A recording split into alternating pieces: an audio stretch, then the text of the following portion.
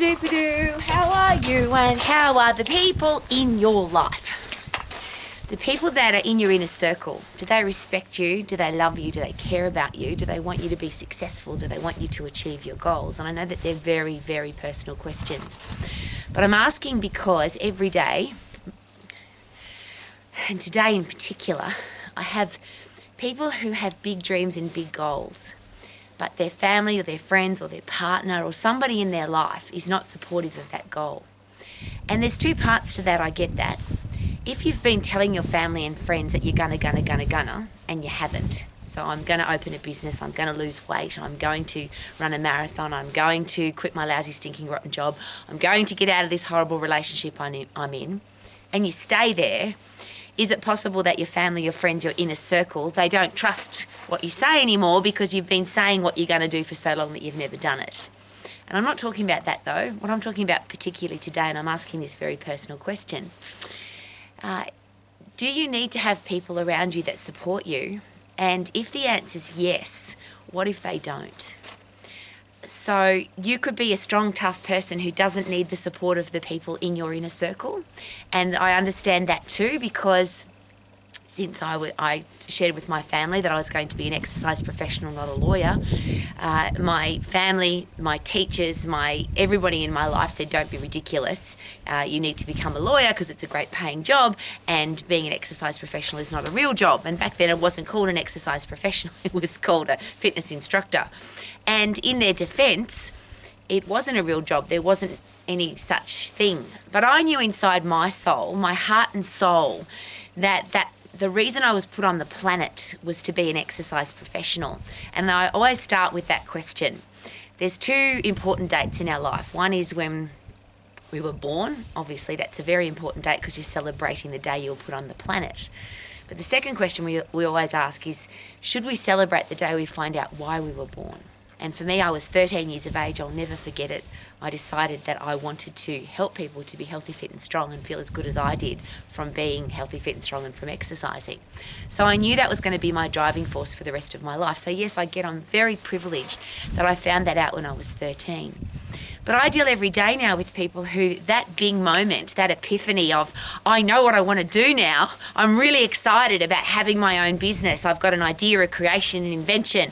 I want to have an online business. I want to open a shop. I want to have a cafe. I want to have a restaurant.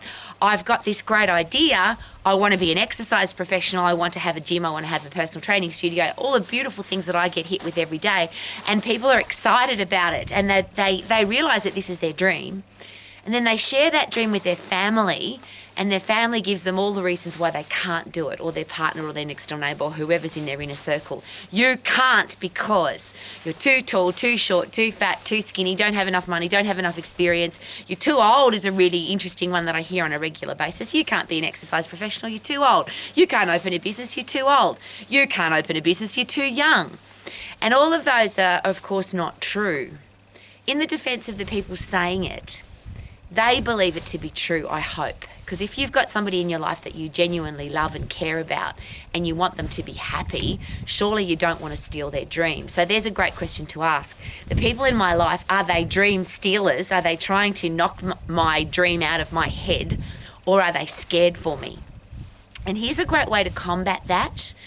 If you've got an idea, if you've got a creation and invention and you really want to do something, and particularly if you've been telling people all of your life what you're going to do and you haven't done anything, would it be a really good idea to just go do it? Perhaps not share your goals and dreams with the people who you think care about you.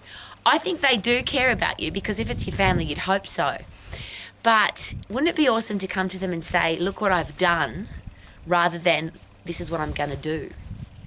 And that's very personal for me because everybody in my life, my family, my teachers, everybody in my inner circle told me that I couldn't be successful as a fitness instructor, that it wasn't a real job, it was never going to work, and I was a stupid person. I share with you my story with passion and enthusiasm, only because it's my story. I ran away from home at 14 and 9 months, and I started teaching group exercise, aerobics, when I was 14 and 9 months as a full-time job. I then became a gym instructor, a gym manager. I've managed gyms all over the world. I've taught classes, group exercise classes for 23 years. I became one of the first personal trainers. I don't call myself a personal trainer anymore because I'm a personal exercise coach. Then I got involved with helping other businesses become successful in the exercise profession. So I've got that interesting title of consultant. So I went into literally, and it was over 100 health clubs in Australia, New Zealand, America, the UK and Europe, helping them grow their personal training business, because the personal training wasn't a business. It didn't exist. Now it's normal, I get that, and there's thousands of personal training studios around the world and there's probably millions of personal trainers, but I started when there wasn't any. And so I've seen that grow, which is why I want to share with you. When somebody says it's not possible, you can't, that's just not true. And that's why I say that can't is a filthy, disgusting word. And I hope that you never use it. And if somebody says to you that they can't do it, it would be a really good idea to suggest, well, what if you could? How can I rather than I can't? So for all the people who told me you can't be successful as an exercise professional, obviously that's not true. And now as an old lady who for more than, as I always share, I've been an exercise professional for closer to 50 years than 40, it's been my life. And I knew that it was going to be my life at 13 years of age. So when you get that beautiful feeling inside your soul that says, this is me, this is what I'm going to do for the rest of my life, I'm going to celebrate the reason I was born, which for me was to become somebody to inspire people to be healthy, fit and strong. And yours, whatever yours is, please don't stuff it back down inside your heart. Don't tell yourself that you can't. Don't listen to the people that tell you that you can't. If you know inside your soul what your passion, your drive is, and here's something that I hear every day too. Okay, become an exercise professional or open up your own business, but make sure you've got a backup plan. I get really annoyed with that, and I share that openly. I get really annoyed because everybody that I know that is doing what they love, that is passionate about what they do and they're successful at it, they never had a backup plan. There was never any other choice except to become the thing that they knew they wanted to become. It was never, well, if that doesn't work, I'll try this. And the challenge with the backup plan, of course, is the backup plan easier than the passion? Of course, otherwise it would be your passion. So if you are a little bit lazy or you're lacking self-discipline or somebody tells you that you can't do it and you believe them, it might be that you take the easy path rather than the path that's going to give you the most satisfaction, the most reward, the reason to wake up in the morning with passion, enthusiasm, excitement. And I always ask that question, when your eyes flutter open in the morning, wouldn't it be awesome to say, when your eyes flutter open in the morning, wouldn't it be awesome to say, I love my life and I can't wait to live my life today, rather than have somebody tell you you should have a lousy, stinking, rotten job, so that when your eyes flutter open, you have to go to a lousy, stinking, rotten job, working for somebody that you may not like, doing something that you may not love, with a product or service that you may not be proud of. And I really don't want that for anybody, which is why I'm here every single day. Romax is about being healthy, fit and strong, having a career or business that you love, being financially free and having great people in your life. So this great people in your life, rather than argue with them about what you can and can't do, how about just go do it and then share with them, I've done it. And that was, the breeze out here is just beautiful, and it's a really cold day today. And the reason I've come outside is to get fresh air, sunshine and some wind on my face, because I feel really sad. I've just dealt with somebody who really has a passion and I can hear it in their voice, but everybody in their life has told them that they can't do it, they're not smart enough and they don't have enough money.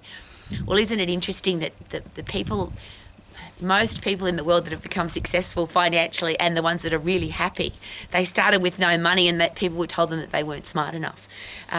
So that might be the reason why you are successful, because you don't have enough money and you're not smart enough. I always joke about that. The reason that I love having blonde hair is I'm not smart enough to know that it can't be done. If you're really smart and really intelligent, you've got a high IQ, those people seem to analyse everything really carefully and work out that it can't be done. Well, I don't know that it can't be done because I just go and do it. And I'm sharing that with you because I would love you to live your life to the fullest, to the max, to live your passion, not have some lousy, stinking, rotten job. So if somebody's telling you that you can't, remember that's a filthy, disgusting word and it shouldn't be in our vocabulary. How about ask yourself, how can I? Then go do it, and then share with the people in your inner circle that you have done it. And I'll share with you very personally and very excitedly that there came a time, and I was on the BRW Young Rich list, which is the list of richest people in Australia. And I was on that list. It's the BRW Young, which lists people under 40 who are the richest people in Australia. And I was on that list 2 years in a row. And my father said to me, wow, you do have a real job. Now, it took a very long time from, 13 years of age to nearly 40 for anybody in my family to recognise that I was doing what I loved. But when you're doing what you love, it doesn't matter if you don't have the support of other people. Isn't that exciting? It's nice if you do, and it adds value, I presume, but I don't know that. I had to do this by myself, and I'm kind of proud that I did. And if you don't have anybody supporting you, remember the best place to find a helping hand is at the end of your own arm. So if you have a passion, you want to live your life to the max, go do what you love to do and live your life to the max. So you can sing like I do every day. Super duper doo, how are you? Rowie is amazing and fantastic because I do what I love every single day. Woohoo!